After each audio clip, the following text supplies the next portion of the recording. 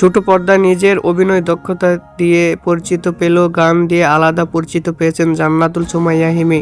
এবার ভালোবাসা দিবস উপলক্ষে প্রকাশিত হয়েছে তার নতুন মৌলিক গান দুজন দুজনা। 90 দশকের চলচ্চিত্রে গানের আদলে তৈরি হয় এই গানটি নিয়ে ইতিবাচক সাড়া পাচ্ছেন বলে সম্প্রতি এক সাক্ষাৎকারে জানিয়েছেন তিনি। বর্তমান সময়ের বিট বা আধুনিক মিউজিক অ্যারেঞ্জমেন্টের বাইরে গিয়ে পরিকল্পিতভাবে কিছুটা পুরনো ধাঁচের আমেজে রাখা হয়েছে এই গানে।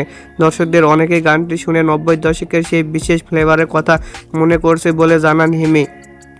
তবে অভিনয়ের বাইরে গান গাওয়া নিয়ে এক ধরনের জড়তা কাজ করে এই অভিনেত্রীর মনে। হিমি বলেন, আমি তো গানের মানুষ না, গান গাইতে সবসময় ভয়ে থাকি মানুষ ট্রল না করে দেয় কিংবা যদি পছন্দ না করে। এই গান শ্রোতারা পছন্দ করছেন, এটা আমার জন্য বড় পাওয়া।